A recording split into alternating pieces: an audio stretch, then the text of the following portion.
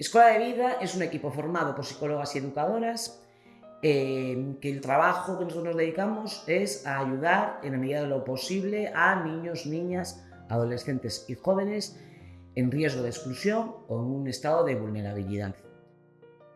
Tenemos intervenciones en los centros educativos, intervenciones específicas de una problemática en concreto que se detecta en el centro educativo, de cualquier curso, observamos cómo funciona el aula y en función de eso diseñamos la intervención.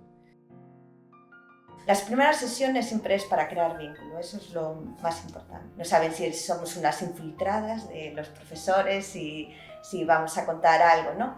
Entonces, al principio hay que ganar esa confianza, ¿vale? Que sepan que somos externos totalmente al centro y que venimos, bueno, para hablar, para masticar, ¿no? Todas estas cosas que están en su cabeza.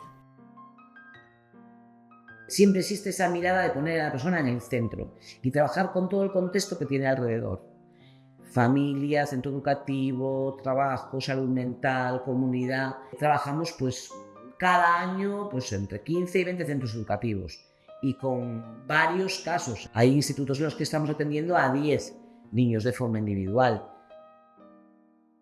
Cuando vamos a los centros educativos, en las tutorías, pues eso, es ofrecerles un lugar seguro, ¿vale? Para hablar de, bueno, pues problemas de sentimientos recurrentes, emociones, los temas de identidad, sentirse dentro de un grupo es importantísimo, sentirse aceptado. Siempre que empezamos unas tutorías con los chicos, hablamos con los padres para ver, bueno, pues cómo los ven, qué relación tienen en casa, qué dinámicas, qué les gustaría que habláramos con ellos.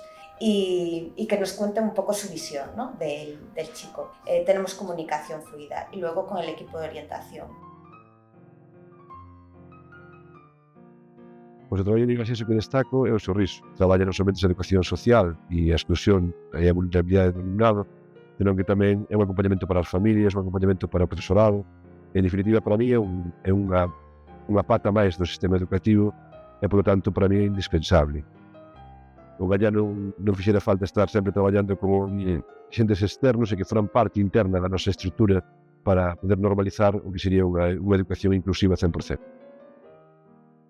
También hacemos formación a profesores, si nos lo solicitan, formación a nivel de competencias emocionales, de mediación también.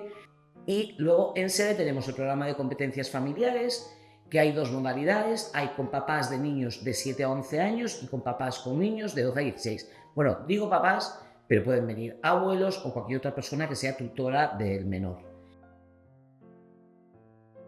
Se hace con un grupo, con un mínimo de 10 familias, porque es más enriquecedor. Y estas familias pues también nos vienen derivadas de lo mismo, de los centros educativos, de los servicios sociales o de entidades que conocen el servicio. A medida que va avanzando la intervención y vamos conociendo al niño, al adolescente y a su familia y todo el contexto que le rodea, en ocasiones podemos derivarle de ese servicio a otro, como puede ser la atención psicológica. Muchos de estos chicos que tratamos, pues hay un tema de problema de fracaso escolar.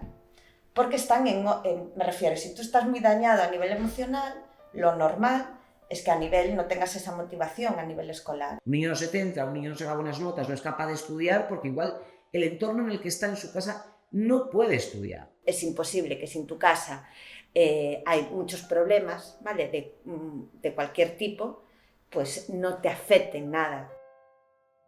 Muchas veces preguntamos, venga, ¿dónde te ves en 5 años? No se ven, ni trabajando, ni estudiando, son imposible visualizar, ¿no? Ese futuro, y es que es fundamental si queremos llegar a algún sitio, bueno, pues buscar ese camino. Es nuestra labor como educadoras sociales.